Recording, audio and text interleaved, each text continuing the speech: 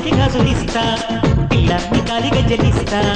గజ్జె పట్టాక నా గంతులు చూపిస్తా